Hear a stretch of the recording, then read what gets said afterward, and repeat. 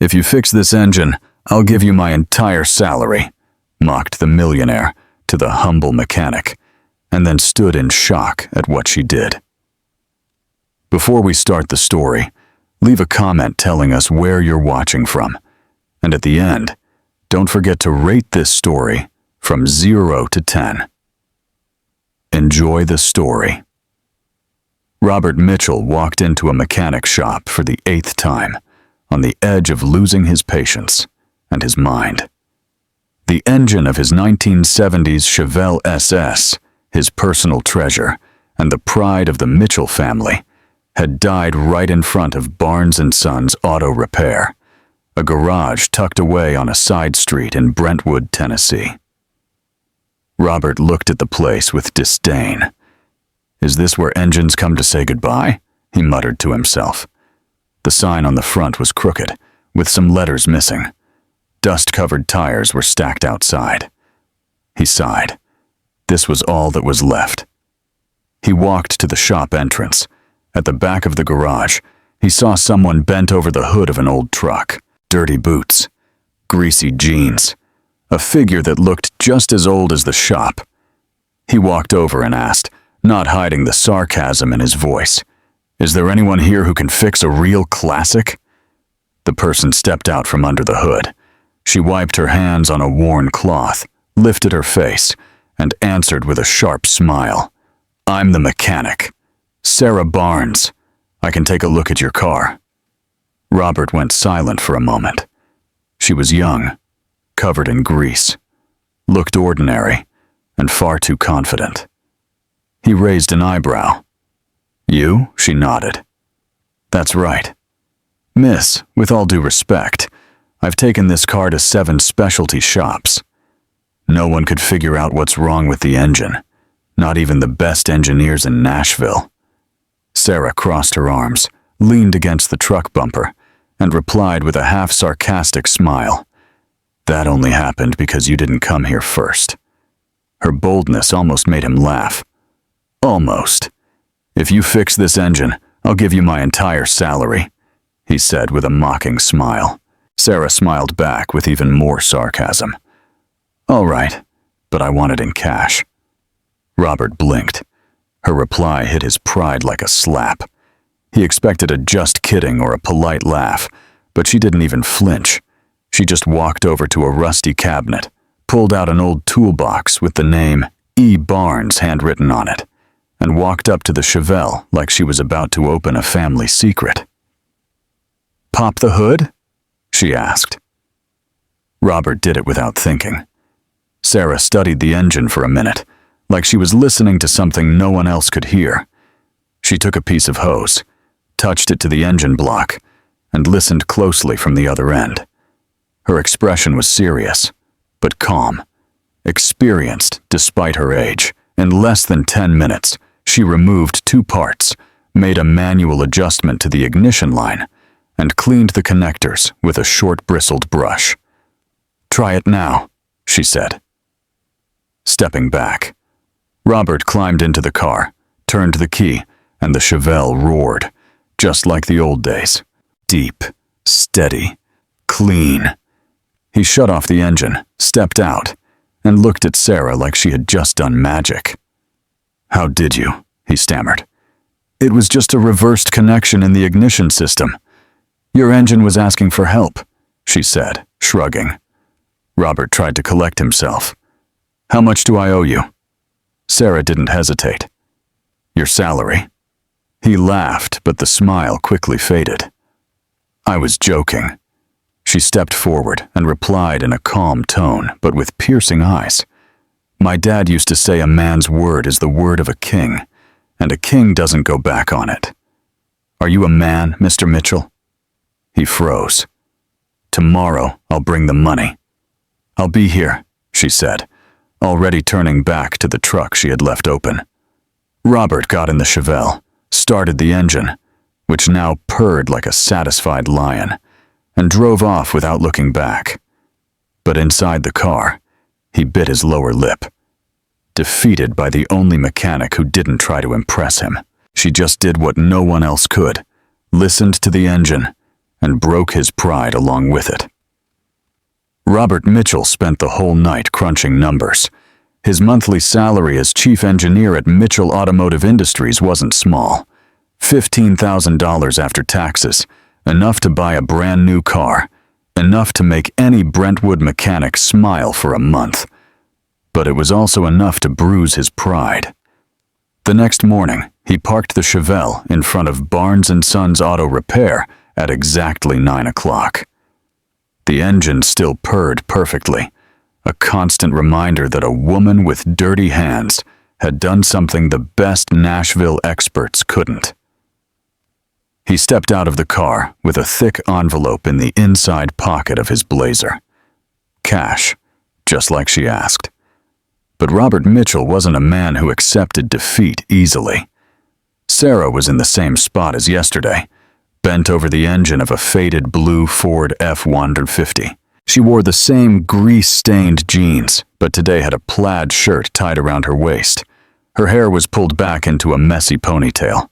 Nothing glamorous, nothing remarkable, and yet she had outsmarted all his knowledge in 10 minutes. "Good morning, Miss Barnes," he said, trying to sound casual. She looked up without stepping out from under the hood.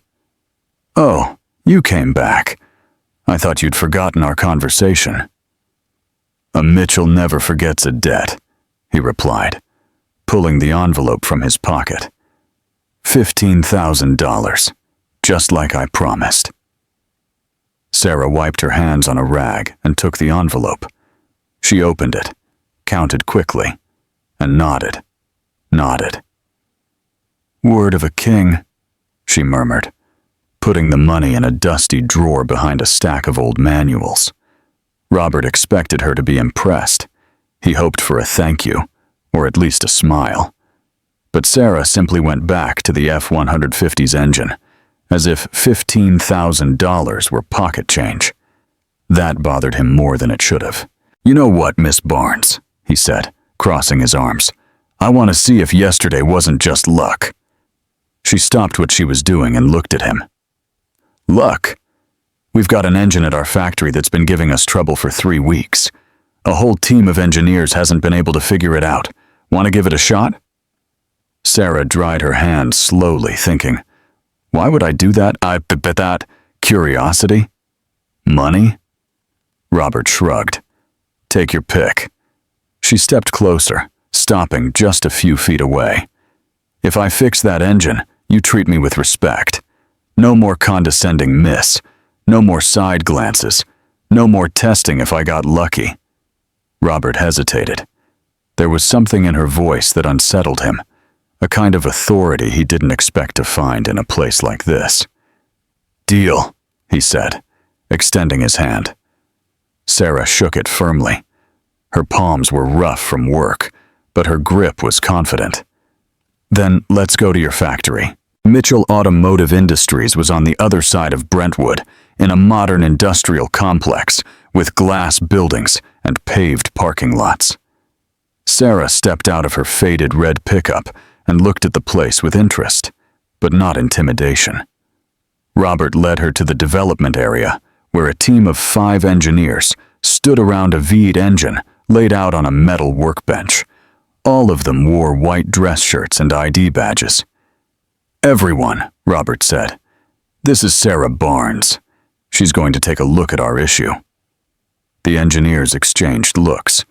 One of them, a middle-aged man with glasses and a blue tie, frowned. "Is she a specialist consultant?" he asked, giving Sarah a full once-over. "She's a mechanic," Robert replied. The silence that followed was awkward. Sarah noticed the dismissive stares, but didn't seem to mind. She walked to the bench and studied the engine carefully. "What's the problem?" she asked. "The engine starts, but it loses power after a few minutes," explained a blonde female engineer.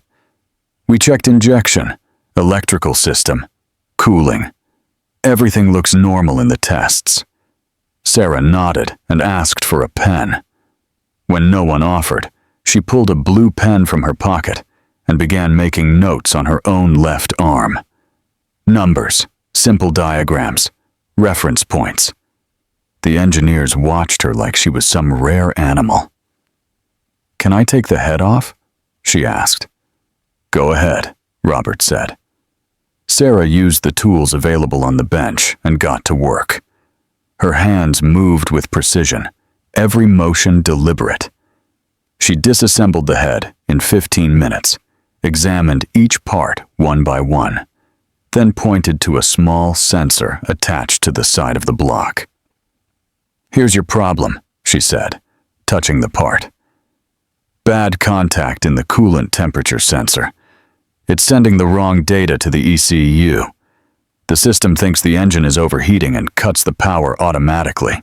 "That's not possible," the man with glasses muttered. "We tested that sensor 3 times. "You tested it outside the engine," Sarah replied, still looking at the part. "The problem only shows up with vibration. The internal contact is loose." She unplugged the sensor, cleaned the terminals with a small brush, and reconnected everything. Then she reassembled the head just as quickly as she'd taken it apart. "You can test it now," she said, stepping away from the bench. The man with glasses started the engine. The V8 roared smoothly and held a steady idle. He gave it gas. The engine responded instantly. More throttle, full power, no performance drop. Everyone fell silent. Robert looked at Sarah, who was wiping her hands on a borrowed cloth. "You're a genius," he said, genuinely impressed. Sarah looked back at him with a half smile. "I prefer to be called a mechanic." She returned the tools, waved to the team, and headed for the exit. Robert followed her, still processing what he had just witnessed. "How did you know?" he asked, catching up with her in the hallway. "I listened to the engine," she replied, without stopping. "It told me where the problem was. Engines don't talk." Sarah stopped and turned to him. "To those who know how to listen, they do. You just have to learn their language." She continued walking toward the exit, leaving Robert standing in the hallway with more questions than answers, and with the absolute certainty that Sarah Barnes was far more than just a small-town mechanic. She was a mystery he had to figure out. Robert Mitchell barely slept that night. The image of Sarah disassembling the engine in 15 minutes, while 5 expert engineers just stood there, watching in silence, played in his mind like a misfiring piston. The next morning, he arrived at the office 2 hours earlier than usual. He sat in a leather chair behind his mahogany desk and began scribbling numbers on a notepad. Base salary, benefits, health plan, profit sharing. What would it take to convince someone like Sarah Barnes to work for him? At 10 a.m., he buzzed Jennifer, his secretary, through the intercom. "Jen, prepare an employment contract. I'll need it this afternoon." "For which position, Mr. Mitchell?" "Senior consulting engineer. Starting salary at $80,000 a year with reviews every 6 months. Jennifer wrote it down, but hesitated. "Have you discussed this with HR?" "No need. I'll do the interview myself."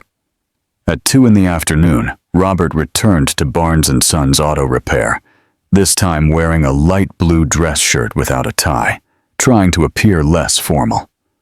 Still, he felt out of place in that environment. Sarah was under a black Dodge Ram, only her legs visible. He heard the sound of wrenches and a few muffled words in Spanish, words that likely weren't compliments about the suspension system. "Miss Barnes," he called. "If this is another test, you can leave," she answered from under the truck. "I've already proven my point. Actually, I came to make an offer." Sarah slid out from under the Dodge, sat on the floor, and looked at him curiously. She had an oil smudge on her left cheek and messy hair. "What kind of offer?" Robert pulled a contract from his blazer's inside pocket and unfolded it carefully. "A job. At Mitchell Automotive Industries, $80,000 a year plus benefits. You'd be our senior consulting engineer."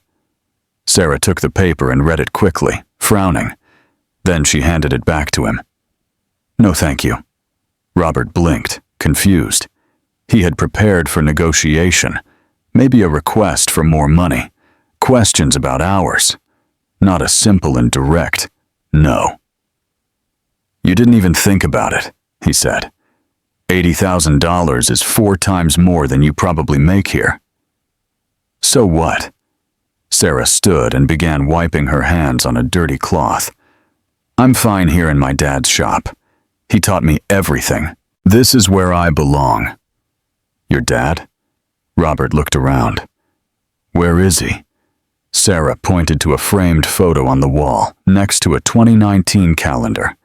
The picture showed a middle-aged man smiling in a blue jumpsuit with a wrench in his hand.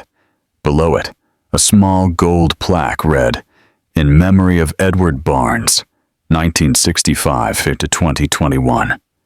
Robert felt a tight knot in his stomach. I'm sorry, I didn't know.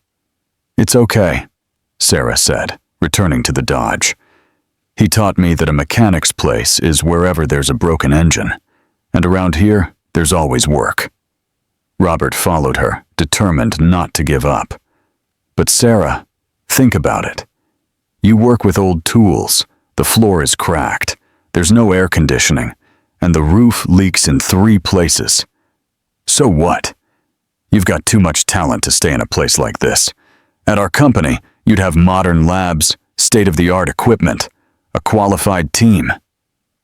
Sarah stopped working on the engine and slowly turned to face him.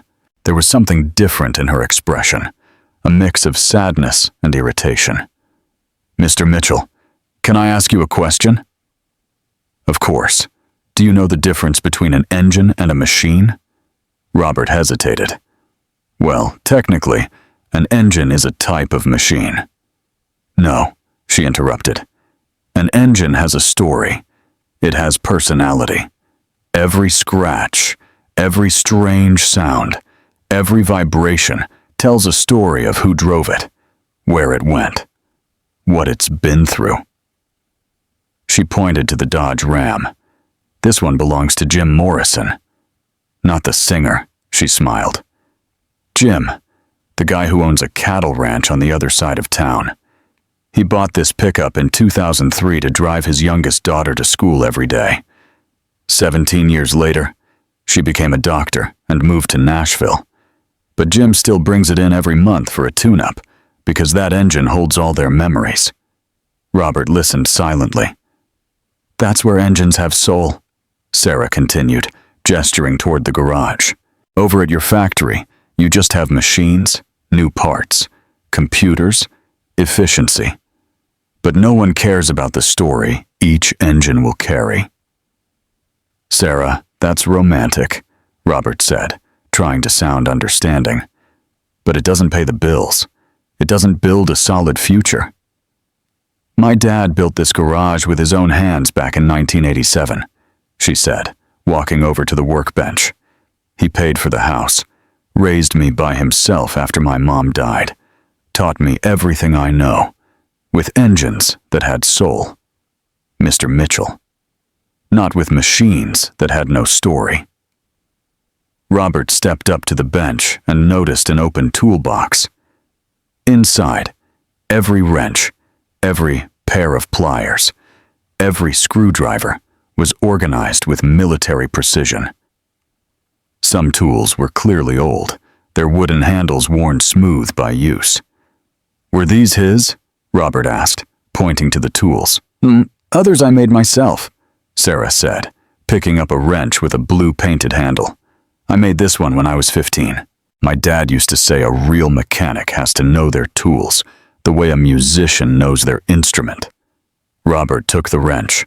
It was heavy, solid, marked with scratches and signs of wear. You made this? I forged it in the shop next door, Mr. Ramirez taught me.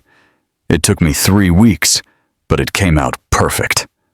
Robert handed the tool back, clearly impressed. Sarah, I understand the sentimental value of all this, but imagine what you could do with unlimited resources, research, development, cutting-edge technology. For what? She asked, closing the toolbox. To build more efficient engines? Cleaner ones? Quieter ones? Yes, to make people's lives better. Sarah smiled, but it wasn't a happy smile. Mr. Mitchell, do you know why I fixed your Chevelle in 10 minutes? Because you're talented. Because I listened.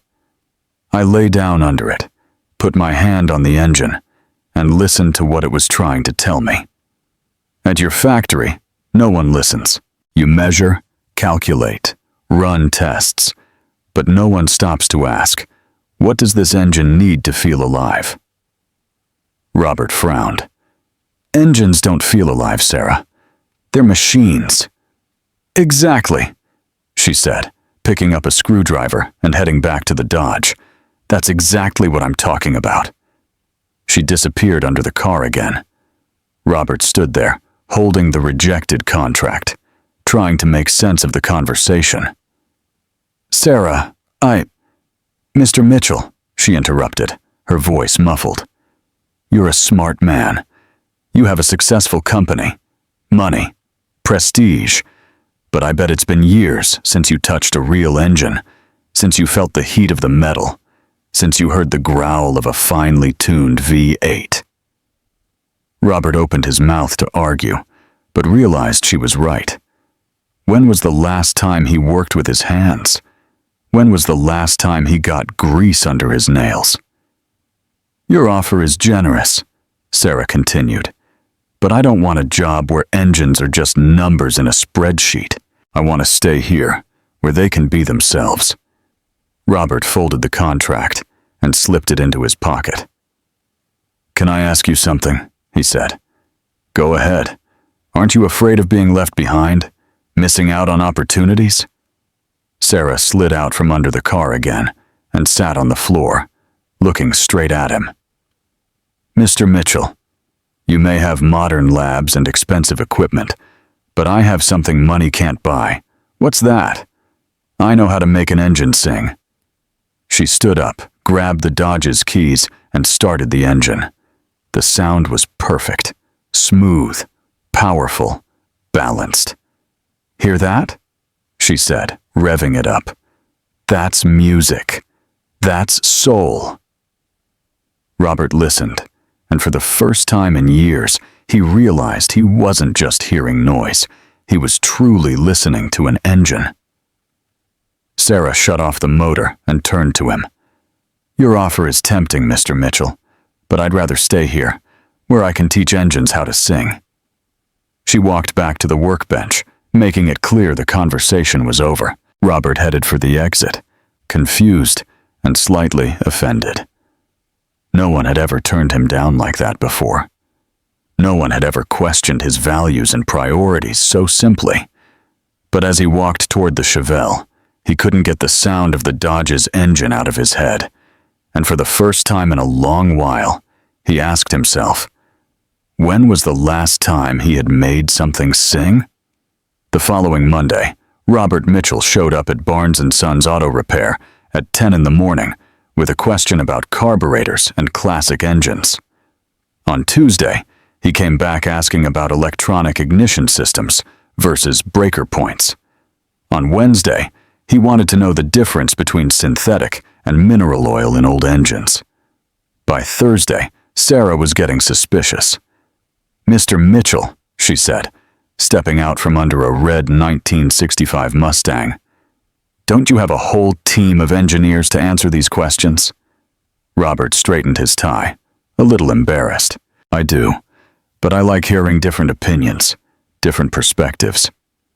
Sarah grabbed a rag and started wiping her hands slowly, clearly amused. And these different perspectives don't exist in Nashville, only here in Brentwood. Well, you have a unique approach. Robert stayed there in the middle of the garage, watching Sarah work. It was strange how comfortable he felt in that place, despite the organized mess, the smell of oil, and the country music playing from an old radio in the corner.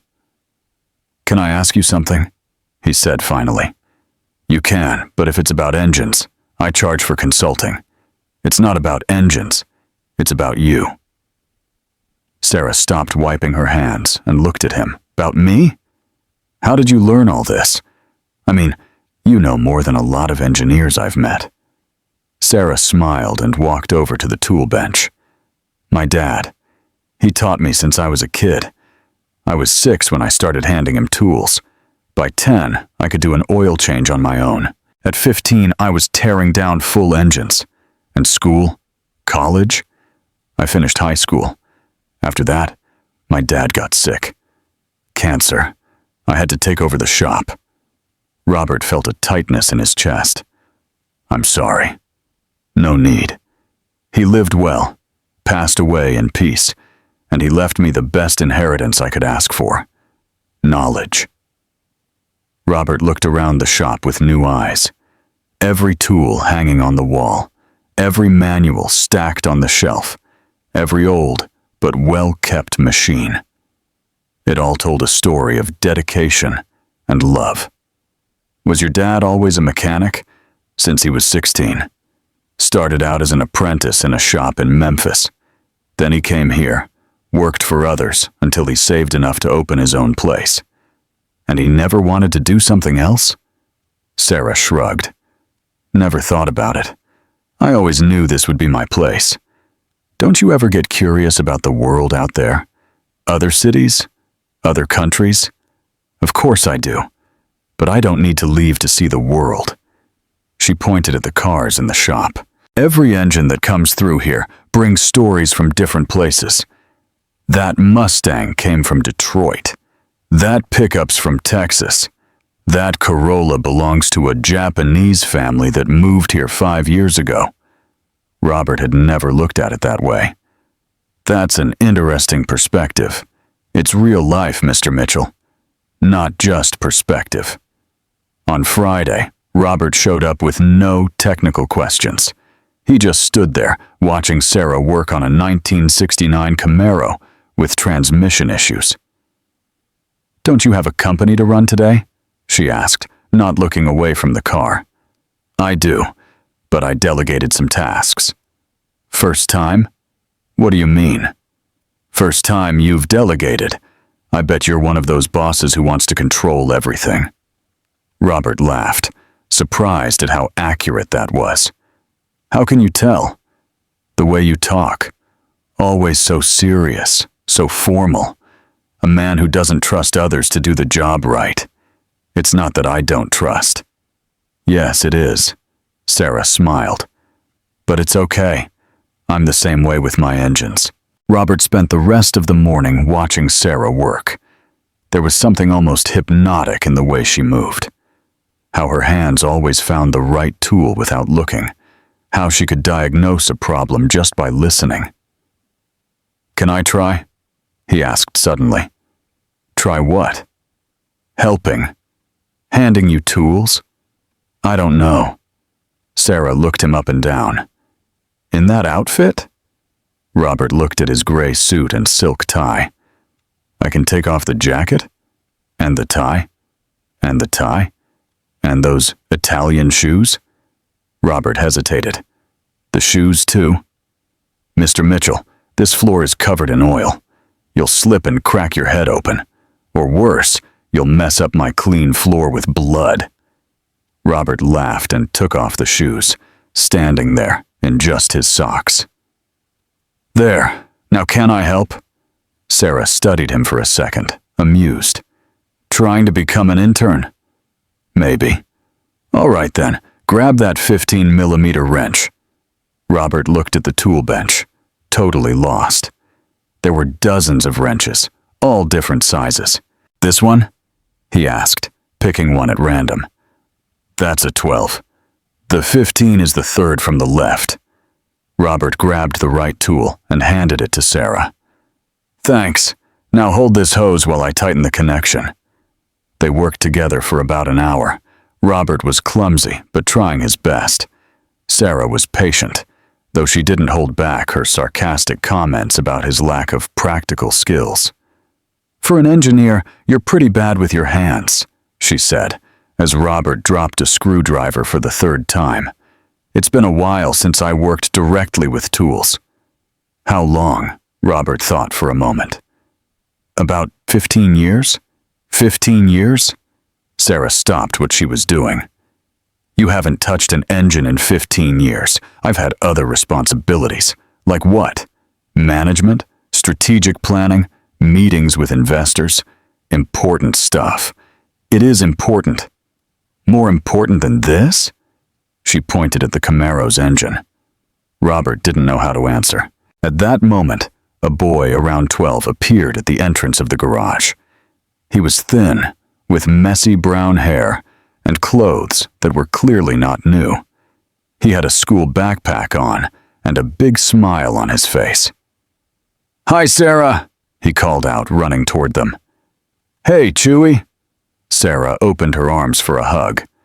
"How was school?" "Boring. The math teacher gave us weekend homework." "Tough life." The boy noticed Robert and frowned. "Who's this guy in a tie?" "This is Mr. Mitchell." "Mr. Mitchell, this is Chewy. He helps me here in the shop after school." Robert waved to the boy. "Hello, Chewy." "Hi." Chewy looked him over from head to toe. "Why aren't you wearing shoes?" "He was helping me," Sarah explained. "Helping?" Chewy laughed. "Men in suits don't know how to work on engines." "Chewy," Sarah scolded. "What?" "It's true. Suit guys only know how to talk. They don't know how to do stuff." Robert felt his face get hot, but he had to admit the boy had a point. Do you live nearby, Chewy?" he asked, trying to change the subject. "I live at the Methodist Church Orphanage. It's 3 blocks from here." "Oh, my parents died in a car crash when I was 8. I live there now." Robert didn't know what to say. The way the boy talked about his own tragedies so naturally left him speechless. "Chewy comes here every day after school," Sarah explained. "He's my official assistant." "Assistant?" Chewy stood taller, proud. "I'm a small engine specialist. Lawnmowers, chainsaws, stuff like that." "That's impressive," Robert said sincerely. "What do you do?" Chewy asked. "I'm an engineer.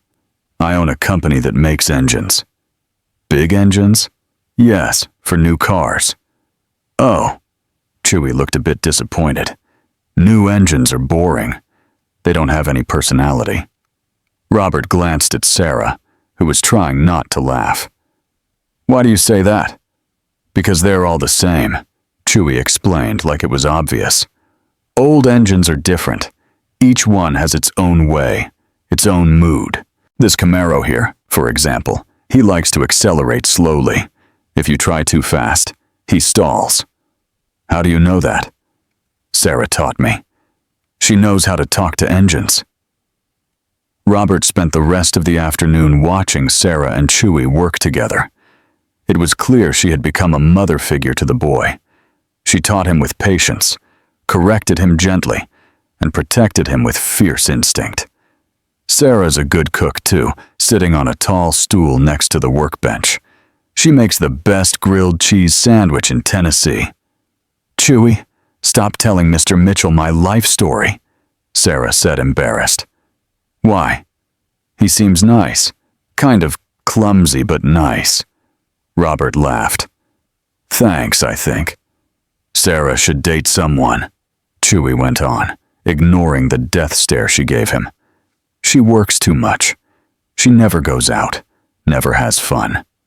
"Chewy, what?" "It's true. The last time you went out was 6 months ago, for Mrs. Maria's birthday. That's none of Mr. Mitchell's business." "Of course it is," Chewy said, turning to Robert with a cheeky grin.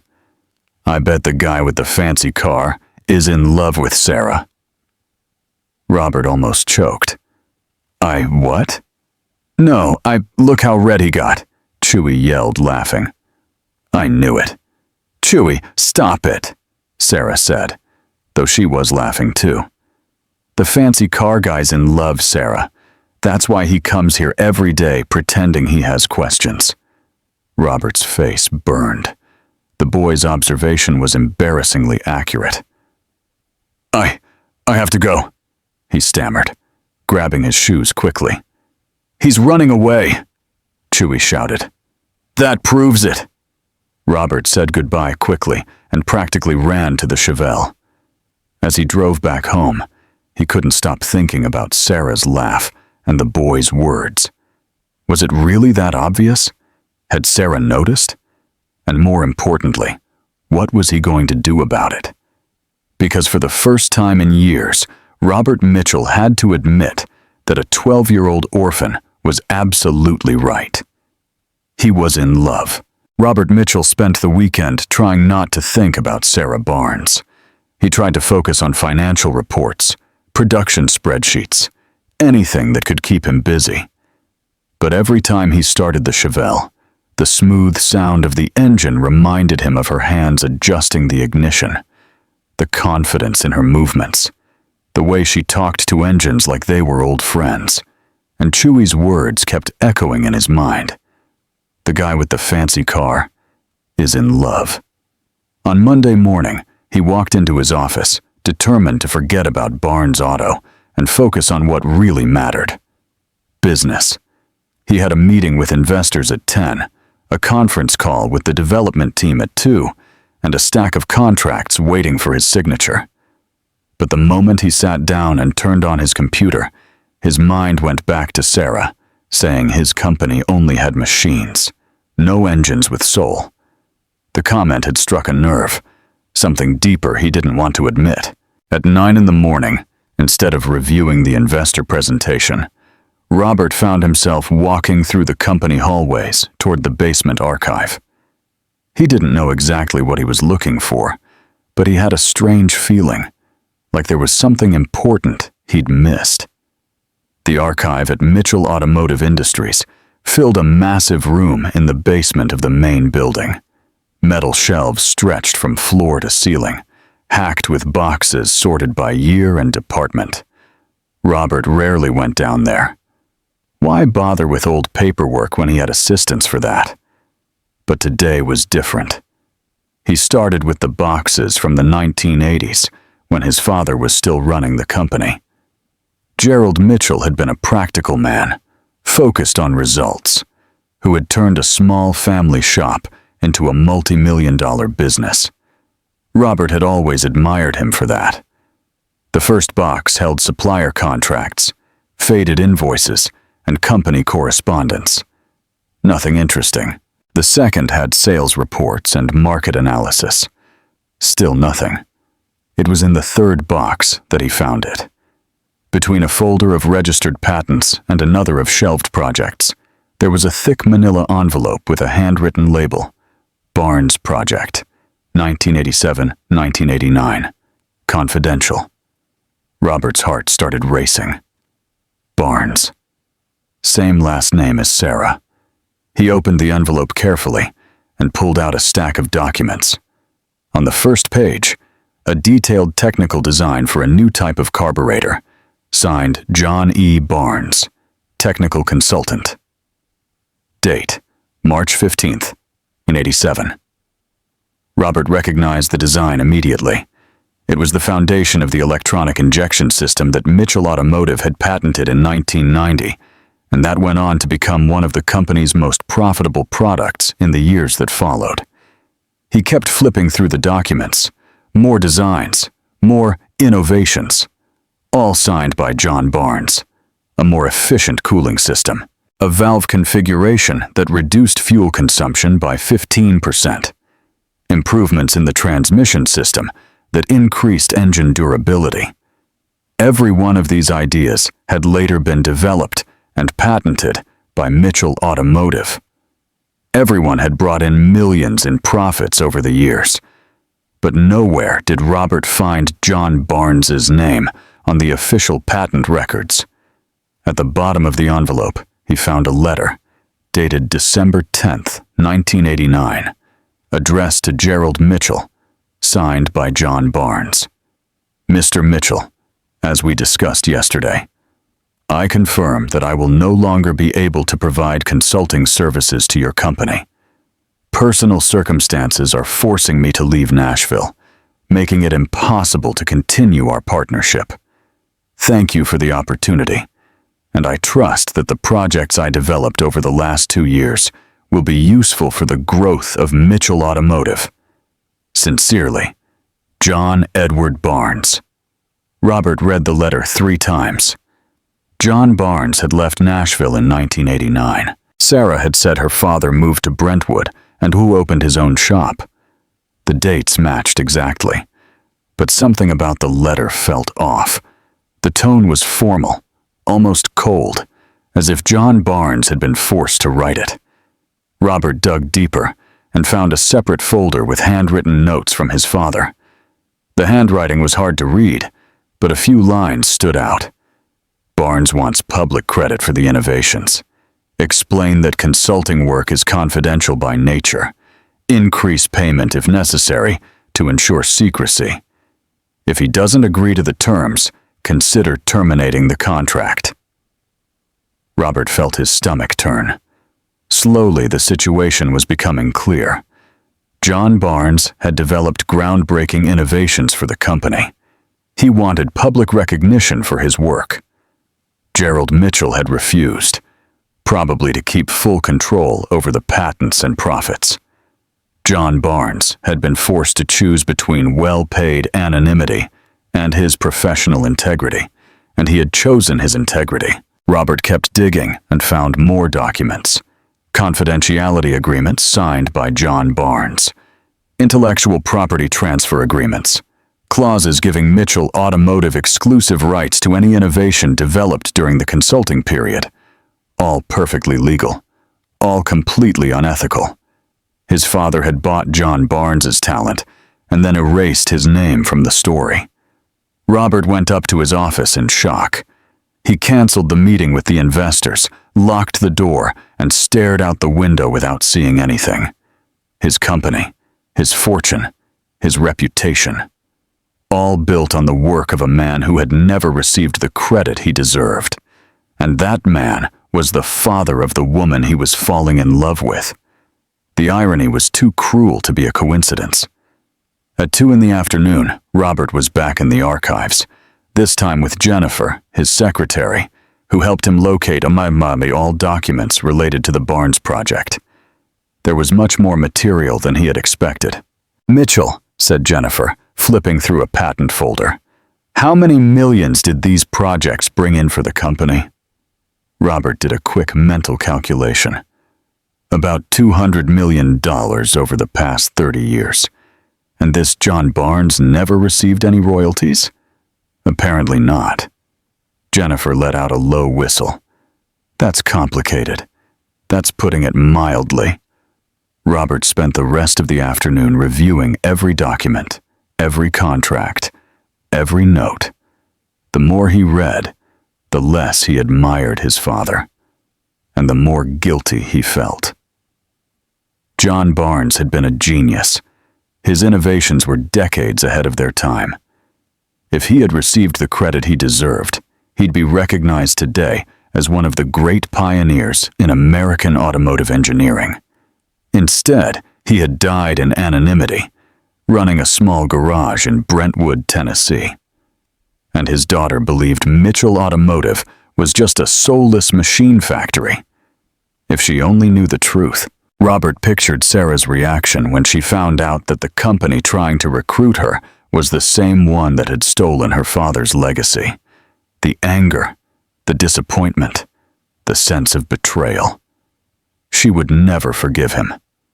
At 6 p.m, Robert was sitting in his office, surrounded by documents spread across his desk, when his phone rang. "Robert?"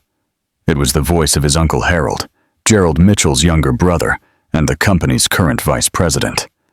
"Jennifer said you canceled all your meetings today. Is everything okay?" "Harold, I need to talk to you. Can you come to my office?" "Of course, I'll be there in 10 minutes. Harold Mitchell was a 60-year-old man, bald, with a neatly trimmed gray mustache and the same serious posture as Gerald. He had worked alongside his brother for over 40 years and knew all the company's secrets. "What are all these papers?" Harold asked, sitting in the chair across from Robert's desk. "Documents from the Barnes project, from 1987 to 19... 99. Harold's face tensed up immediately. Why are you digging into that? Because I met John Barnes's daughter, and I found out that my father basically stole his work. Harold let out a deep sigh. Robert, your father was a businessman. He did what was necessary to protect the company. Protect the company? Uncle Harold, John Barnes developed innovations that earned us $200 million in profits, and he never got a dime in royalties. He was paid for his consulting services, which is nothing compared to what his work brought in for us. Harold stood and walked over to the window. Robert, you don't understand how things worked in the 80s. The competition was brutal. If we had given Barnes public credit, other companies would have tried to hire him. We could have lost our competitive edge. So instead, we destroyed his career? We didn't destroy anything. He chose to walk away. After you refused to give him the credit he deserved. Harold returned to the chair, clearly uncomfortable. Robert, that was more than 30 years ago. Why are you bringing this up now? Robert picked up the photo of John Barnes he had found in the files. A middle-aged man, smiling, wearing a blue jumpsuit and holding a wrench. The same photo he had seen on the wall of Sarah's garage. Because it's not fair, Uncle Harold, and because apparently I'm the only person in this company who cares about it. Harold looked at his nephew for a long moment. You're in love with his daughter, aren't you? Robert didn't answer, but his expression said it all. Oh, Robert. Harold shook his head. That really complicates things. It only complicates things because we did something wrong 30 years ago and never fixed it. And what do you plan to do? Give John Barnes posthumous credit? Pay back royalties to his daughter? Publish an apology in the newspaper? Robert hadn't thought of any specific solutions. He just knew he couldn't live with that weight on his conscience. I don't know yet, but I have to do something. Harold got up to leave. Be careful, Robert. Sometimes trying to fix past mistakes just creates bigger problems in the present. After Harold left, Robert sat alone in his office, staring at the photo of John Barnes. Behind the smile, he now saw the frustration of a talented man who never got the recognition he deserved. And behind his own reflection in the window, he saw a man who had just discovered his fortune was built on injustice. The question was, what was he going to do about it? And more importantly, would he be able to look Sarah in the eyes again, knowing what he knew? Robert picked up the phone and dialed the number for Barnes's garage. When Sarah answered, he almost hung up. Hello, Sarah. This is Robert Mitchell. Hi, Mr. Mitchell. Is there a problem with the Chevelle? No, I need to talk to you. It's important. Go ahead. Not on the phone. Can I come by tomorrow? Sure, but if it's to offer me a job again, it's not that. It's about your father. Silence on the other end. My father? What about him? I'll explain tomorrow. Sarah, your father was an extraordinary man. I know that, Mr. Mitchell. No, you don't know everything. And Robert hung up, knowing he had just started a conversation that would change everything between them, for better or worse. Robert Mitchell didn't sleep that night. He stayed awake until 3 a.m, sitting in his living room in Belmead, with a pile of documents on the coffee table and an impossible decision ahead. How could he tell Sarah that his company had taken credit for her father's work? How could he explain that the millions he inherited were partly the result of John Barnes's unrecognized talent? At 6 a.m, he gave up trying to sleep. He took a shower, put on a blue polo shirt and jeans, no suit today, and drove downtown Nashville. He had a mission. His first stop was Hat Show Print, a historic print shop on Broadway that had been doing handcrafted work since 1879. Robert explained what he wanted to the owner: restore an old technical manual and engrave a name on the leather cover. How long will it take? Robert asked. For a job like this, usually about a week, the craftsman replied, a gray bearded man who carefully examined the manual. I need it today. I'll pay whatever it takes. The man raised an eyebrow. That must be very important. It is. It'll cost 3 times the normal price. That's okay. At 10 in the morning, Robert was at Vanderbilt University in the engineering library, looking for information about automotive innovations from the 1980s. He wanted to better understand the historical context of John Barnes's projects, the importance of his contributions to the industry. What he found impressed him even more. John Barnes's innovations weren't just good, they were revolutionary. The electronic fuel injection system he developed was years ahead of competitors. Some of the solutions he proposed were only adopted by the German industry in the late 1990s. John Barnes wasn't just a talented mechanic, he was a visionary.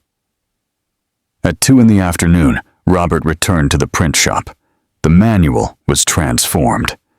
The leather cover, once worn and stained, now shined with a professional finish. On the front, engraved in elegant gold letters, it read, Automotive Innovations Manual, John Edward Barnes, Pioneer and Visionary, 1955 to 2021. It looks perfect, Robert said, paying the bill. I hope the person appreciates it, the craftsman replied. I hope so too. At 3 in the afternoon, Robert parked in front of Barnes & Sons Auto Repair. He took a deep breath, grabbed the manual wrapped in blue gift paper, and went inside the garage. Sarah was under a red Jeep Cherokee, only her legs visible. Chu sat on a stool beside her, handing her tools. I'm a Miss Mitchell, Chu shouted when he saw him. No suit today. Hi, Chewy. Thought this would be more practical. Sarah slid out from under the Jeep and sat on the floor, looking at Robert with curiosity. You said you wanted to talk about my father, yes. Robert held the package tighter. But first, I brought something for you. Sarah frowned. A gift? Kind of. He held out the package. Sarah hesitated before taking it, looking a little unsure. She carefully opened the paper, and her eyes widened when she saw the restored manual. Where did you get this? I found it in my company's archives. I thought you might want to have it. Sarah opened the manual and flipped through the pages. They were detailed technical projects, complex diagrams, handwritten notes in her father's careful handwriting. Things she had never seen before. I didn't know he did all this, she murmured, gently touching one of the pages. Sarah, your father was a genius. These innovations, they changed the automotive industry. She kept flipping, and Robert saw tears welling in her eyes. Why do you have this? She finally asked. Robert swallowed hard. It was time for the truth. Because my company, because my father. He stopped, searching for the right words. Sarah, your father worked as a consultant for Mitchell Automotive between 1987 and 1989. She looked at him, confused. A consultant? He developed several projects for us, innovations that became very profitable, and Robert felt sweat running down his back, and he never got the public credit he deserved. My father wanted to keep the authorship secret. Sarah slowly closed the manual. Go on.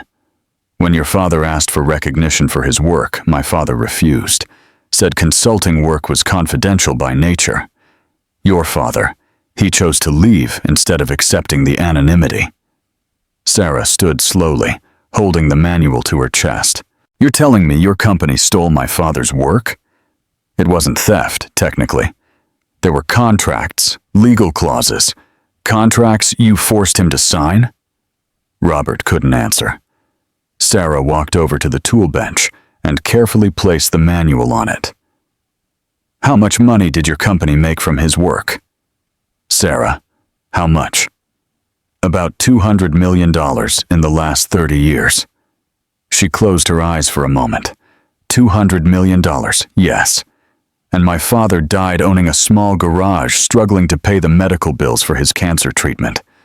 Robert felt like he'd been punched in the stomach. Sarah, I didn't know. You didn't know? She turned to him, eyes shining with anger.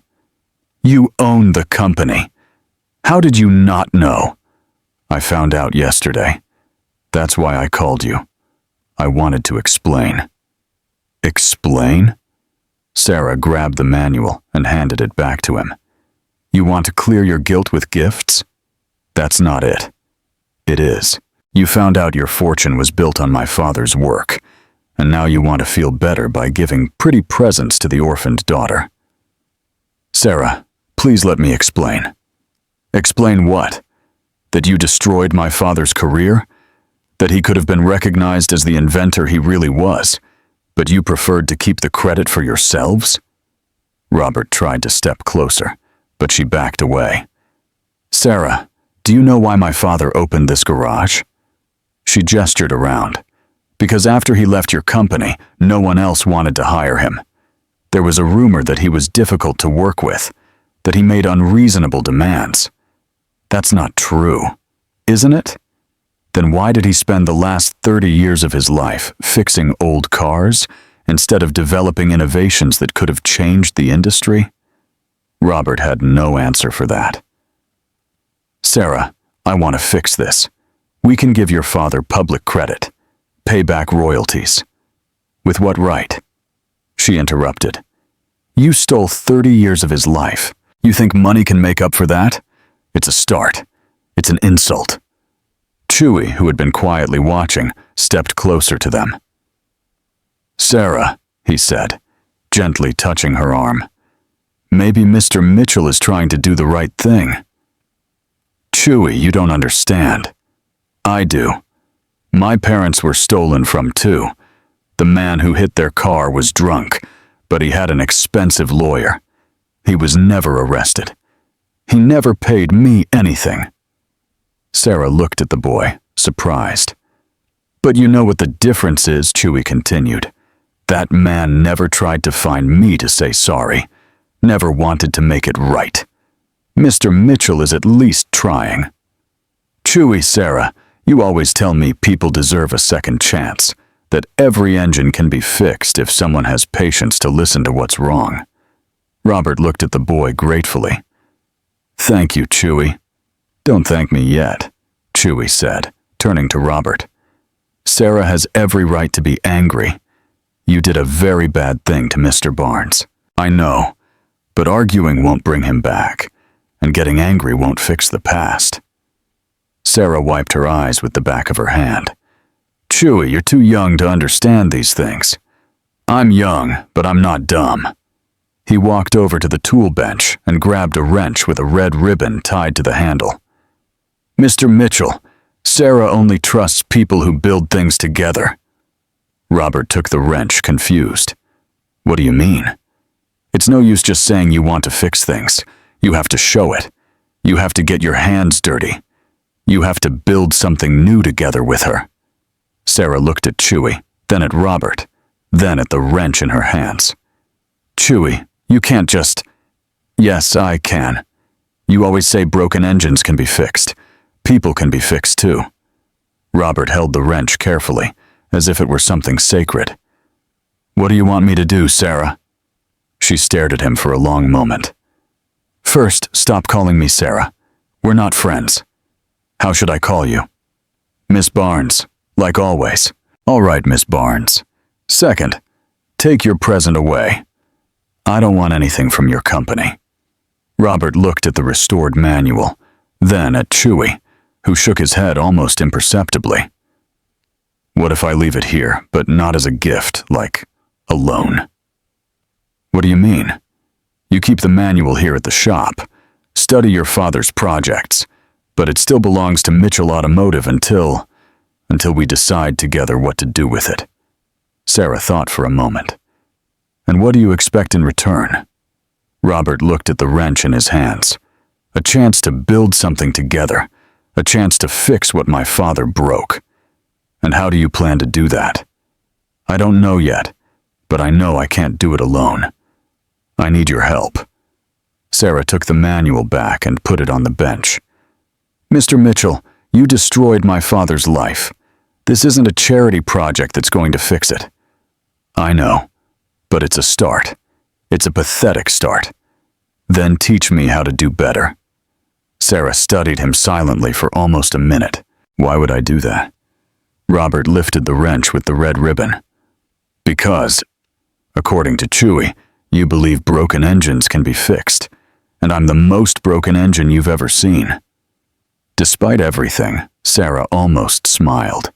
You really are pathetic, Mr. Mitchell. Yes, I am.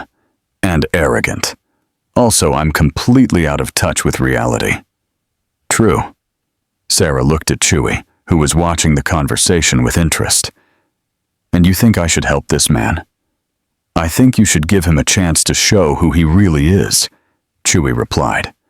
Not who his father was. Not who his company is. Who he is. Sarah sighed deeply. One chance, Mr. Mitchell. One single chance. If you disappoint me, if you try to buy me off with expensive gifts or generous offers, it's over. Understand? I understand. And don't come here every day pretending to have technical questions. If you want to talk, be honest. I will. And stop wearing a tie. Around here, we work. We don't have meetings. Robert smiled. You got it. Sarah took the wrench back. Now go. I have work to do. Can I come back tomorrow? You can, but come ready to really work. No, just standing around watching. Robert waved to Chewy and headed for the door. At the door, he turned back. Miss Barnes? What? Thank you for the chance. Don't thank me yet, Mr. Mitchell. You have no idea what you're getting into. As he drove home, Robert looked down at his own hands on the wheel. Soft hands, no calluses, that hadn't touched tools in 15 years. Tomorrow, that would change. Tomorrow, he would start learning the difference between machines and engines with soul. And maybe, with a lot of luck and hard work, he could fix more than just engines. Robert Mitchell arrived at Barnes & Sons Auto Repair the next morning at 7:30, half an hour before the shop opened. He wore faded jeans, a simple gray t-shirt, and old sneakers he'd found at the back of his closet. Clothes he hadn't worn in at least 10 years. Sarah was already there, of course. She always arrived early. She was organizing tools at the main bench with a steaming cup of coffee nearby. Good morning, Miss Barnes, he said, trying to sound casual. Mr. Mitchell? She looked him up and down. At least today you don't look like you're headed to a business meeting. I thought this would be more appropriate. It's a start. Sarah finished organizing the tools and turned to him. Before we start anything, I need to know one thing. When was the last time you really worked with your hands? And I'm not talking about tightening a few screws for 5 minutes to impress visitors at the factory. Robert thought for a moment. Probably in college. I had a practical engines class in my second year. How long ago was that? 15 years. Sarah shook her head. 15 years. Mr. Mitchell, you've been running an engine company for a decade and haven't worked with an engine in 15 years? I have other responsibilities. Of course you do. She took a sip of her coffee. All right, let's see if you still remember anything. Sarah walked over to a corner of the shop, where several engine parts were spread out on a blue tarp. Pistons, valves, crankshafts, cylinder heads, all clean and organized, but clearly taken apart. This was the engine from a 1965 Mustang that came in last month, she explained. The owner gave up on fixing it because he thought it would be too expensive. I bought the parts. Robert bent down to examine the components. It's in good shape. For someone who hasn't touched an engine in 15 years, you sound pretty confident. Theory, remember? Oh, right. Theory. Sarah smiled in a way that wasn't exactly friendly. Let's see your theory in practice. We're going to rebuild this engine. Together. Really? Mr. Mitchell, you said you wanted to build something with me.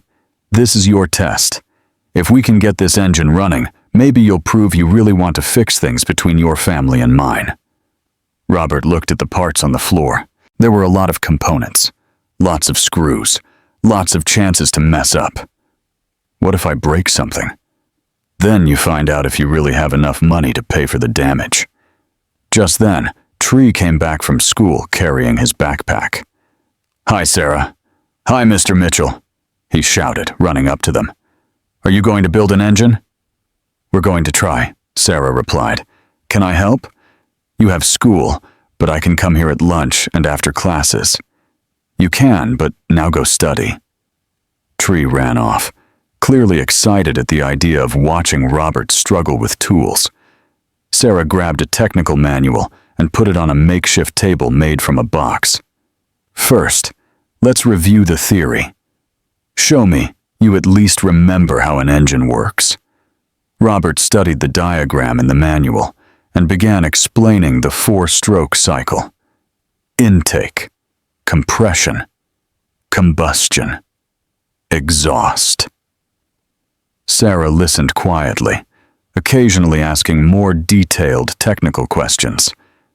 Your theory is correct, she said finally.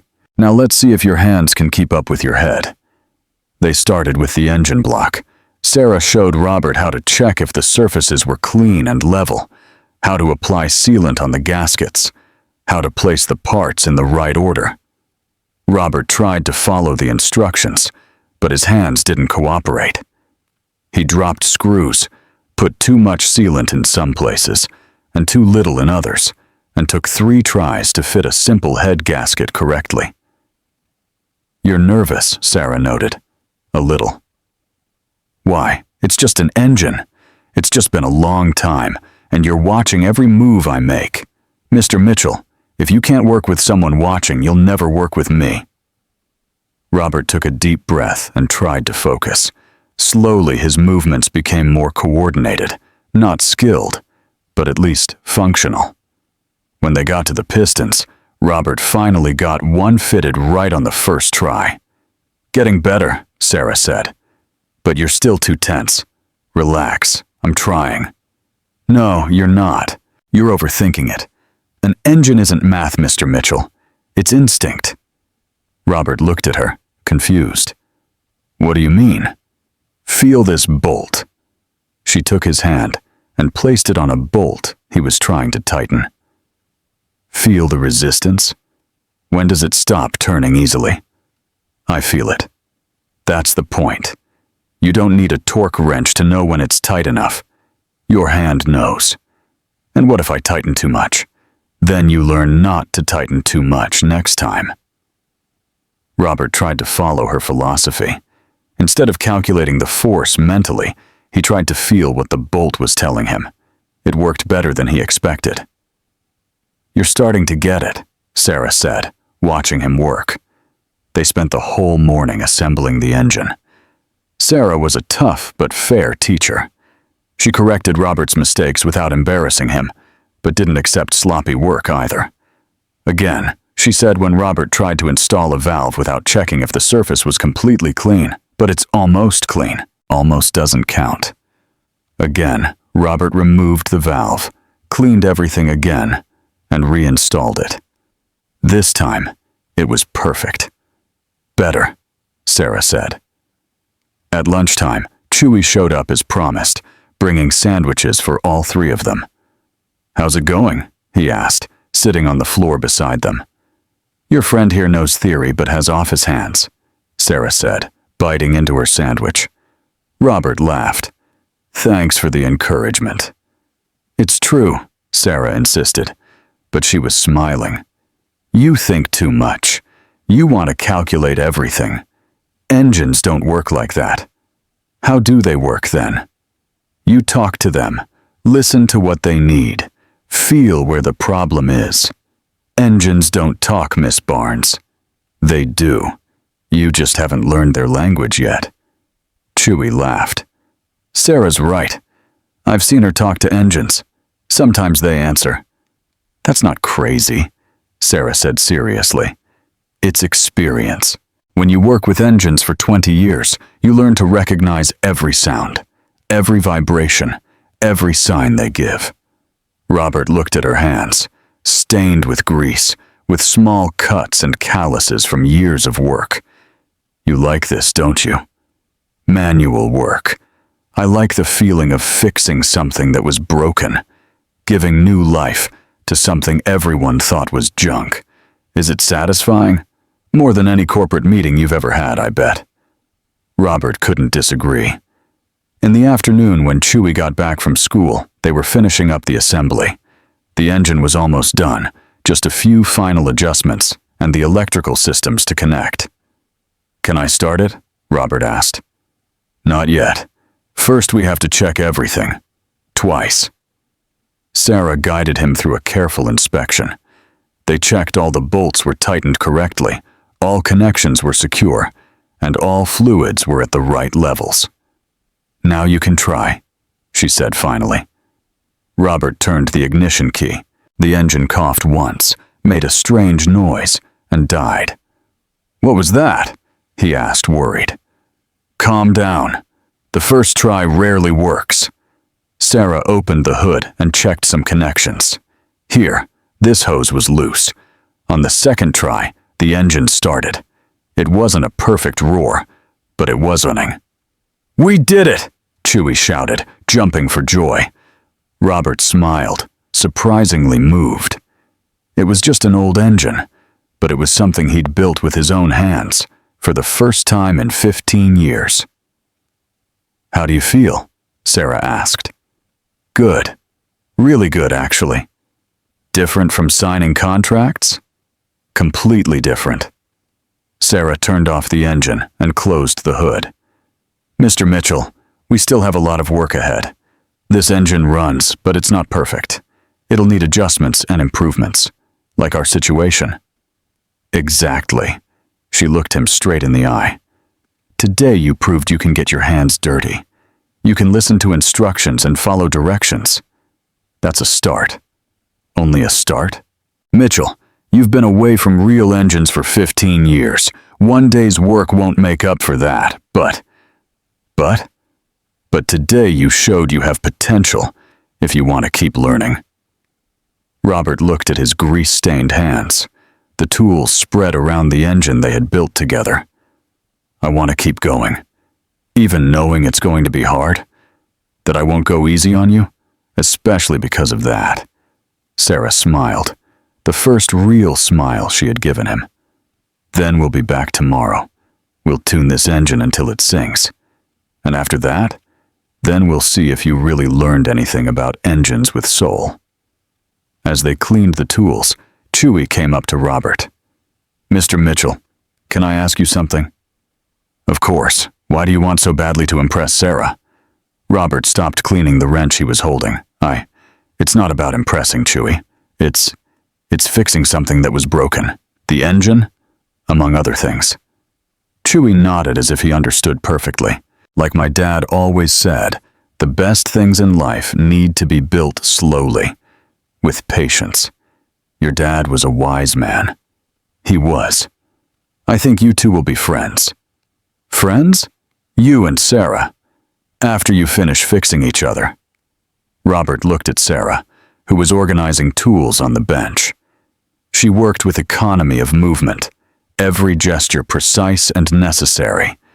There was a grace in her skill that he had never noticed in anyone else. I hope so, Chewie.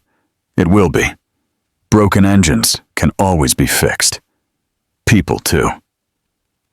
When Robert left the shop that afternoon, his hands were dirty, his back ached, and he was more tired than after any day in the office. But he was also more satisfied than he had felt in years. For the first time since discovering the truth about John Barnes, he felt he might really be able to fix things, one bolt at a time. 3 weeks later, Robert Mitchell had become a regular at Barnes & Sons Auto Repair.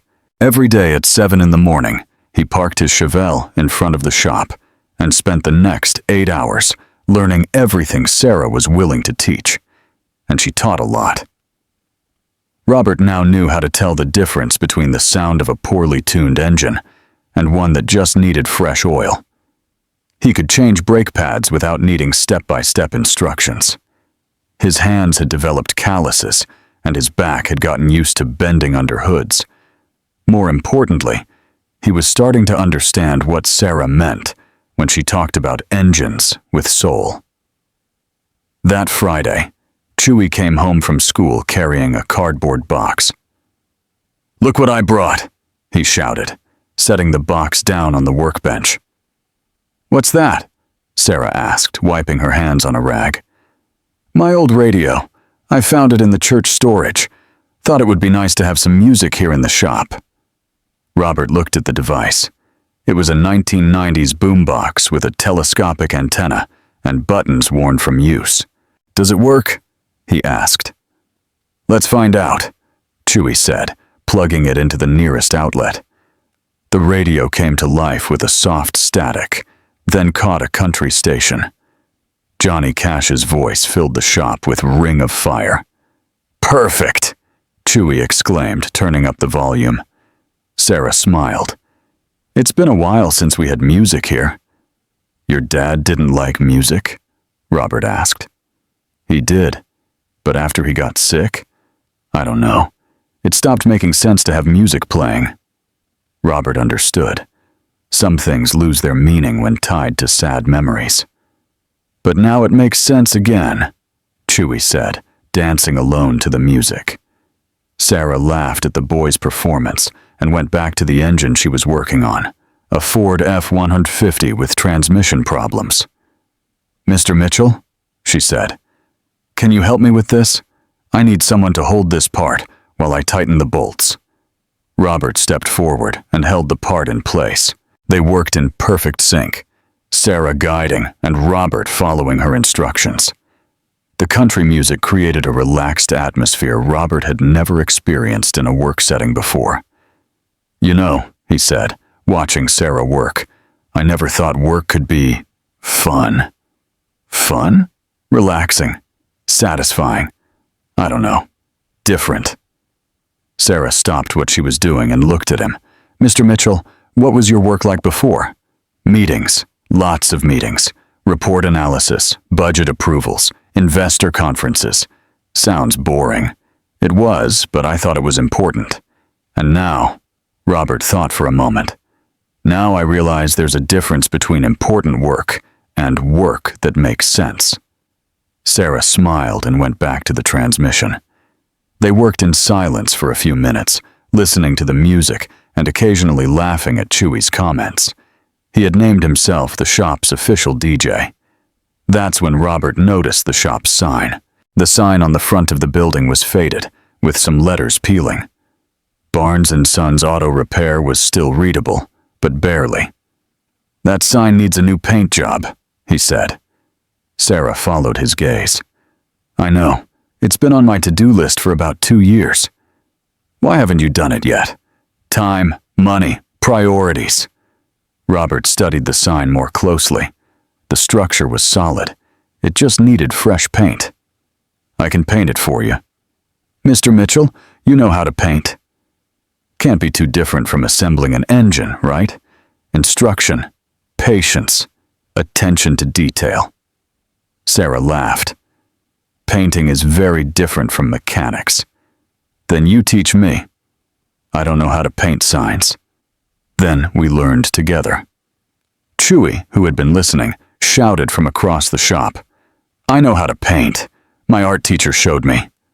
"Chewy, a shop sign is different from school drawings," Sarah said. "But it's just paint and brush, right? And I have a steady hand." Robert looked at Sarah. "How about we try it on Saturday? I'll buy the paint.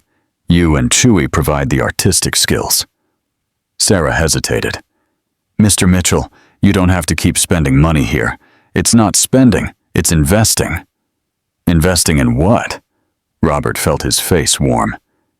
In doing things right." Sarah studied him for a moment. Okay, Saturday, we paint the sign. On Saturday morning, Robert arrived at the shop carrying cans of paint, brushes, rollers, and everything else the hardware store clerk had recommended. You bought enough paint to cover the whole shop, Sarah observed, looking at the amount of supplies. I'd rather have too much than too little. Chewy was already there, wearing an old t-shirt, and with his hands covered in blue paint. I already started, he shouted, showing a wooden board where he had painted Barnes & Sons in crooked but enthusiastic letters. Chewy, that's not the shop sign, Sarah said. I know, I'm practicing. Robert laughed at the boy's dedication and began preparing the real sign for painting. Sarah helped him sand the surface and apply primer. You really don't know how to paint, she said, watching Robert struggle with the brush. I'm learning. You're making a mess. That's part of the learning process. Sarah grabbed another brush and started painting next to him. Her movements were much steadier, even though she had no experience with signs. How do you make this look so easy? Robert asked. Same as with engines. Patience and instinct. They worked side by side all morning. Chewy acted as the official assistant, handing brushes, mixing colors, and giving artistic suggestions that weren't always practical. What if we make the letters green? He suggested. Why green? Sarah asked. I don't know. Green's nice. We'll stick with blue, Robert said.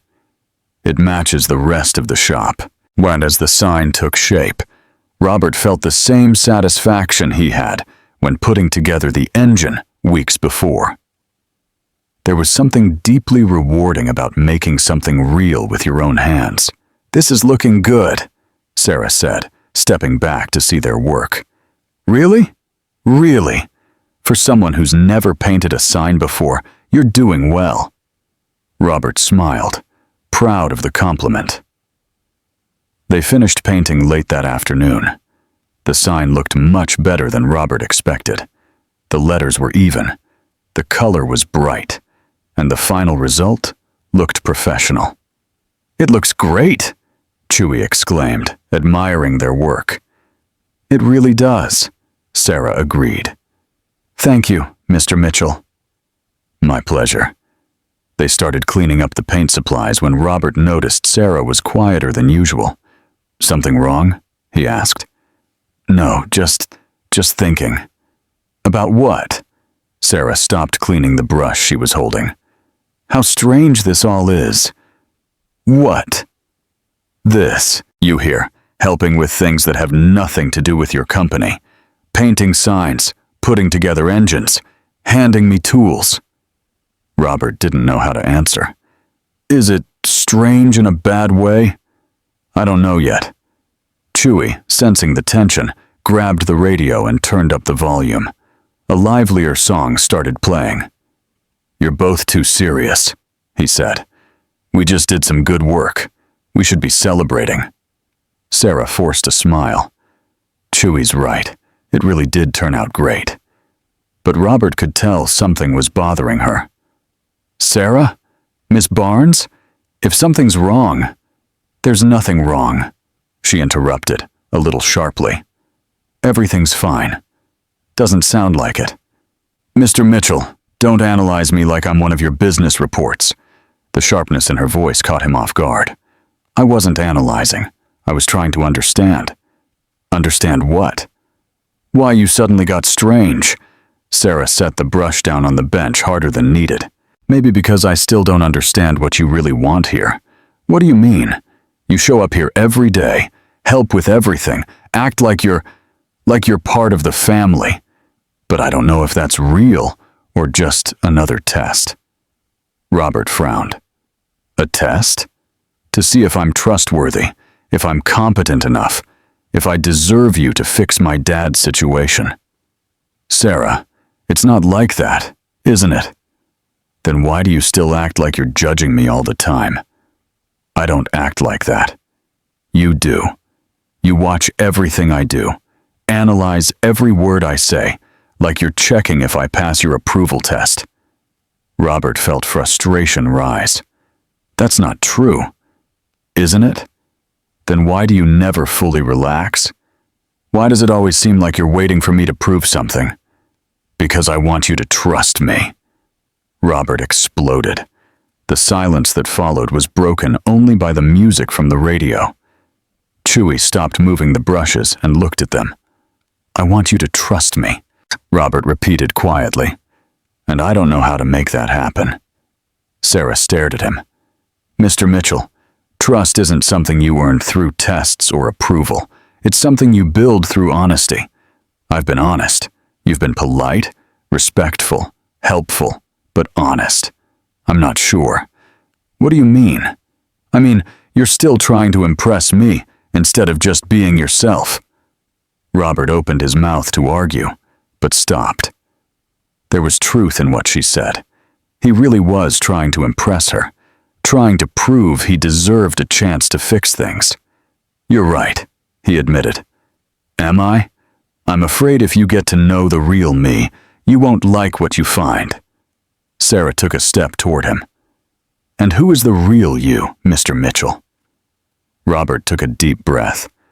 Someone who spent 15 years sitting behind a desk, making decisions about things he didn't understand. Someone who inherited a company and a fortune built on the work of others. Someone who never questioned where his success came from until he met you. Go on. Someone who's trying to learn to work with his hands because he realized he doesn't actually know how to do anything really useful. Someone who's in love with a woman who has every reason in the world to hate me. The air in the shop got heavy. Chewie stopped moving completely and was watching the conversation with wide eyes. Sarah looked at Robert for a long moment. Do you really think I should hate you? I think it would be fair. And you think you're in love with me? Robert felt his face burn. I think yes. Sarah took another step toward him. Mr. Mitchell, you're really an idiot. I know. No, you don't. She reached out and grabbed the collar of his shirt. If you did, you'd understand. I don't want you to try to impress me. What do you want? I want you to stop acting like you're asking permission to exist. Sarah? I want you to understand that maybe, just maybe, I'm also interested in finding out who you really are underneath all that guilt and paranoia. Robert looked into her eyes and saw something he hadn't noticed before. Interest, curiosity, and maybe something more. Sarah, She didn't let him finish. She pulled him by the collar and kissed him. It was a passionate kiss, full of frustration and held back desire. Robert froze for a second, then responded, wrapping his arms around her. When they pulled apart, both were breathless. Wow, Chewie murmured from across the shop. That wasn't in the plan. Sarah looked at Robert, her eyes shining. Mr. Mitchell? Yes? Stop calling me Sarah when we're alone. What should I call you? By my name, Sarah. Better. And stop acting like you're testing me. How should I act? Sarah smiled, like someone who just found out maybe, just maybe, the feelings are mutual. Robert smiled back, feeling like a huge weight had lifted from his shoulders. Chewie! Sarah shouted without taking her eyes off Robert. Can you turn up the music? I think we'll need a soundtrack for what's coming next. Chewie ran to the radio, grinning from ear to ear. Finally, he shouted. I knew you two would work it out. And as country music filled the shop, Robert Mitchell finally understood what Sarah meant about things that have a soul. Some things can't be analyzed or tested. They can only be felt. 2 weeks after the kiss, Robert arrived at the shop carrying a leather folder under his arm and a nervous smile on his face. Sarah was adjusting the suspension on a Jeep Wrangler, completely focused on her work. Good morning, Sarah, he said, setting the folder on the bench. Good morning. She looked at the folder suspiciously. What's that? A proposal. Something I've been thinking about for the past few weeks. When Sarah stopped what she was doing and wiped her hands on a cloth. What kind of proposal? Robert took a deep breath. He'd rehearsed this moment for days, but now that it was here, he felt unsure. A community mechanics school for people like Chewy who want to learn but can't afford expensive courses. Sarah raised an eyebrow. And why are you telling me this? Because I want it to be ours. Our school. He opened the folder and took out a stack of organized documents, architectural plans, detailed budgets, curriculum proposals, all printed on professional letterhead. Look at this, Sarah said, flipping through the papers. You really thought of everything, didn't you? I did. We can use the land next to the shop. Mr. Henderson has wanted to sell for years. We'll build a modern shop school with new equipment, but keep the spirit of Barnes & Sons. Sarah kept reading, but her expression grew darker. And the name? She asked. Barnes Motors Community Mechanics School, Barnes Motors, in honor of your father and you. Sarah reached the last page of the documents and stopped. There it was, the partnership contract. She read it once, then again, frowning. Robert, there's a mistake here. Where? Here in the contract. It says I'm co-founder and you're an investor partner. That's not a mistake. What do you mean it's not a mistake? You're paying for everything. You had the idea. Robert stepped closer to her. Sarah, the idea only came because I met you, because I learned there's a difference between teaching theory and teaching passion for the work. You'd be the technical director. I'd just be the funder. Robert, look at this. He pointed to a specific clause. 50% of the profits will go to a scholarship fund for underprivileged kids, like Chewy. Sarah looked at him in disbelief. Are you serious? Completely serious. Just then, Chewy came home from school, carrying his backpack and a big smile. Hi, everyone. What are you? He stopped when he saw the document spread out. What's all this? Crazy, Sarah muttered. Opportunity, Robert corrected. Chewy came closer and looked at the architectural plans. Is this a school? A mechanics school, Robert explained. To teach people who want to learn but can't afford expensive courses. Chewy's eyes lit up. Really? Could I study there? You'd be one of the first students, Robert said. Sarah shook her head. Robert, this is very generous, but... I don't understand why you want to do this. Robert sat on a nearby stool. Because your father should have been recognized as the genius he was. Because kids like Chewy deserve the same chances I had. And because I want to build something that makes sense. And you think I'd be a good technical director? I think you'd be the best technical director possible. Sarah looked at the contract again, then at Chewy, who was studying the plans with fascination. There's one condition, she finally said. What?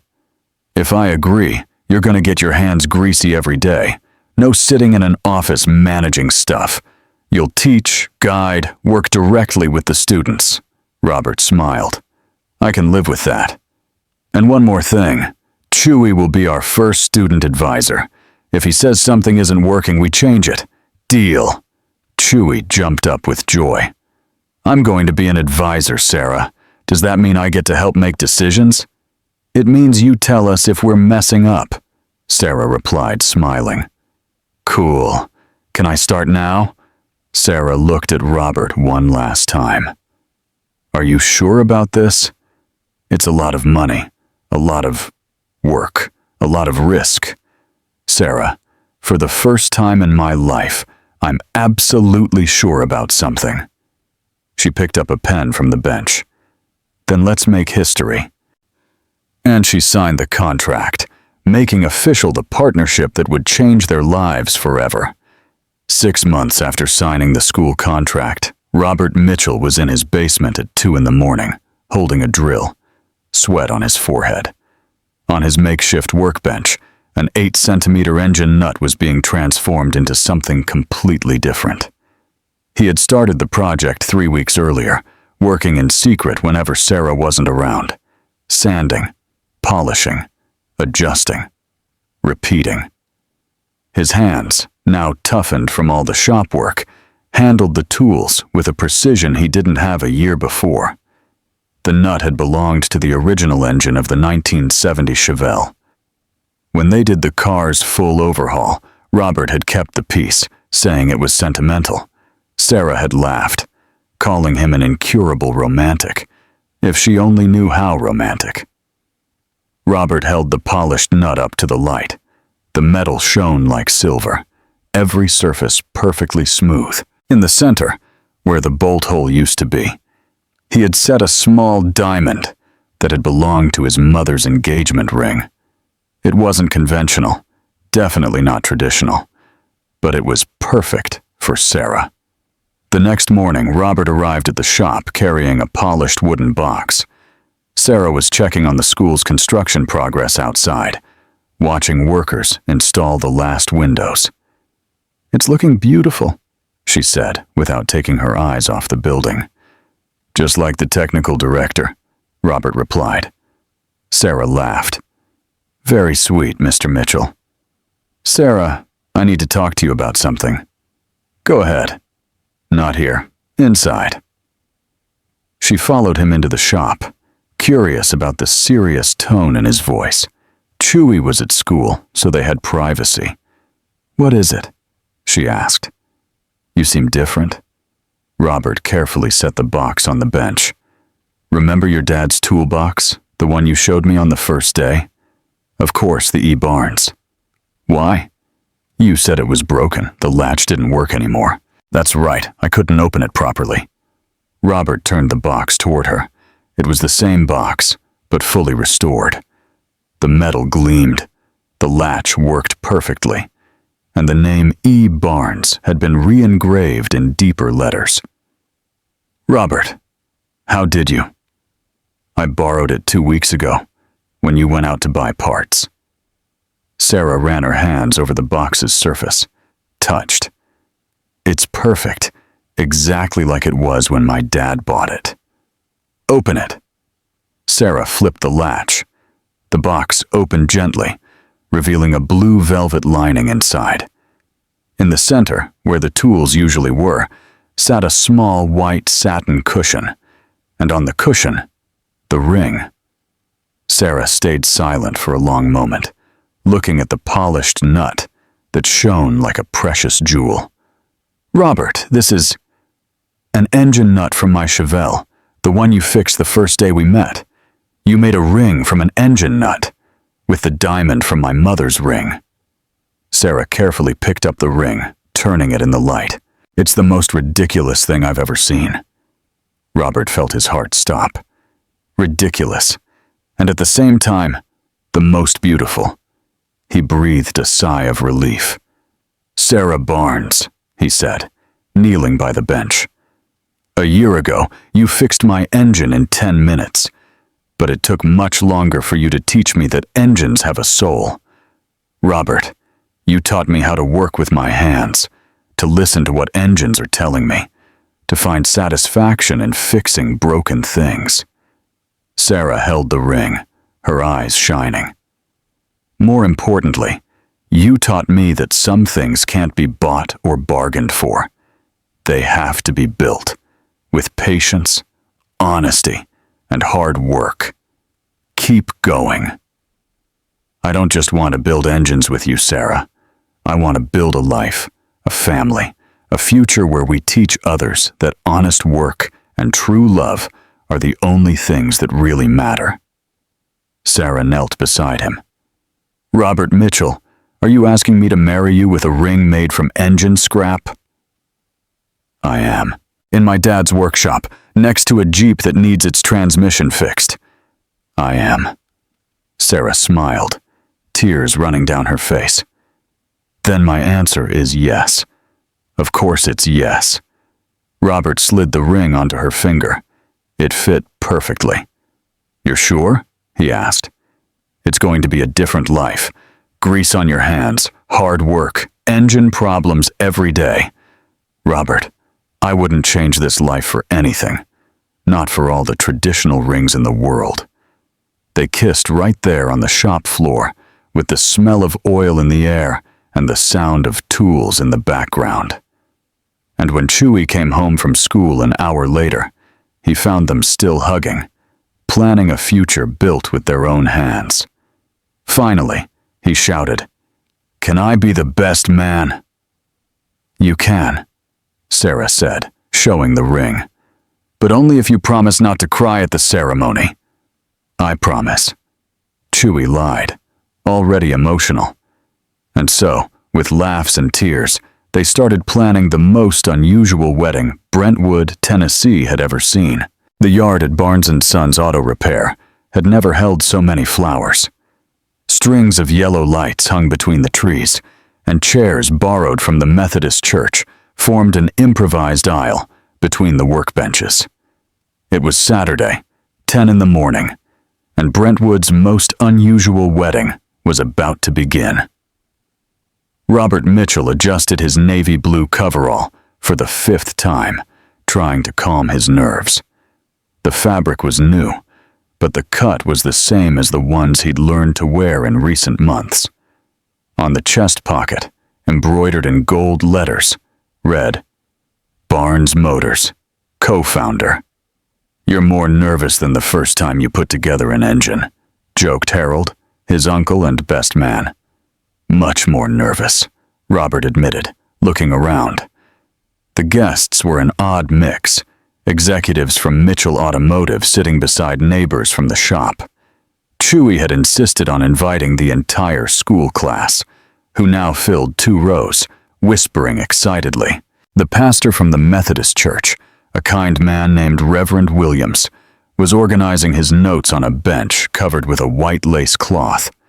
Next to him, the altar was decorated with old tools belonging to Sarah's father, polished until they shone like silver. "Here she comes," Chewie shouted, running up to Robert. The boy wore a small, borrowed suit and carried a miniature toolbox, painted white and decorated with blue ribbons. Inside it were the wedding rings, both made by Robert using the same method as the polished nut, but smaller and more delicate. The music started. It wasn't the traditional wedding march, but At Last by Etta James, playing on the same old radio Chewie had brought months ago. And then, Sarah appeared. She walked alone. She had insisted on that. Wearing a white coverall, she had embroidered herself with small blue flowers. Her hair was loose, with a simple daisy crown.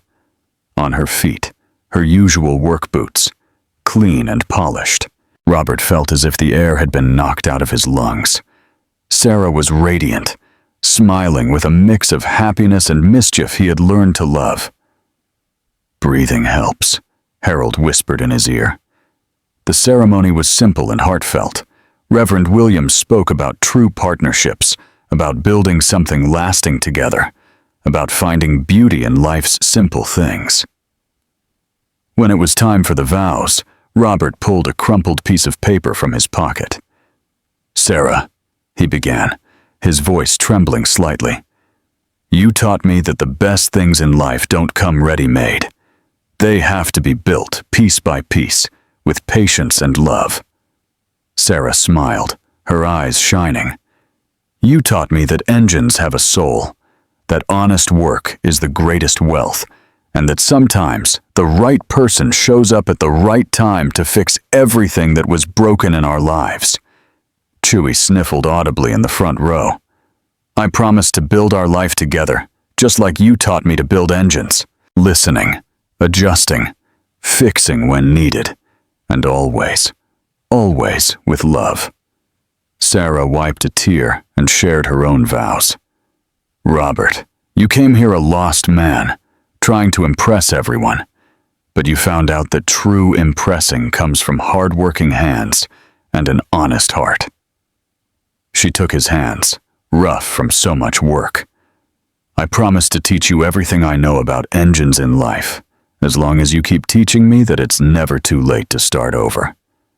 Chewie stepped forward with the little toolbox, opening it solemnly. The rings shone inside the lined box. With these rings, do you both promise to build a life together? Asked Reverend Williams. Yes, they answered in unison. Then, by the authority given to me, and by the power of true love we witness here today, I now pronounce you husband and wife. The crowd erupted in applause. Chewie was jumping for joy. Even the most serious executives from Mitchell Automotive were smiling. Now, let's open the real wedding gift, Chewie shouted. Robert and Sarah walked hand in hand to the newly built school. In front of the building, covered by a white cloth, was the engine they had built together on the very first day, the 1965 Mustang, now mounted on a special stand with a golden plaque. First Barnes engine, in memory of Edward Barnes, visionary.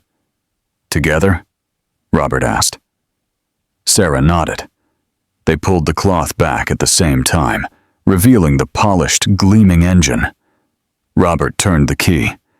The engine roared to life, perfect and powerful. Neighbors clapped, children cheered, and music filled the air. Sarah came close to Robert and whispered in his ear, "Now you're a man of your word, and of engines." Robert kissed her right there, in the middle of the celebration, with the sound of the engine they had built together echoing in the background. "We did it," he said. "Did what?" "Build something that will last forever." Sarah smiled, looking around, at Chewie dancing with the kids, at the school that would teach generations of mechanics, at the engine purring like a promise for the future. "Robert Mitchell, you finally learned the difference between machines and engines with a soul." "Learned?" "Yes, because now you know the best things in life can't be bought. It can only be built. With love, hard work, and lots of patience." And while the party went on around them, Robert and Sarah stayed wrapped in each other's arms. What did you think of Sarah and Robert's story? Leave your thoughts in the comments. Rate this story from 0 to 10. Subscribe to the channel and hit the bell to follow all our stories. And check out more emotional stories by clicking here on the end screen.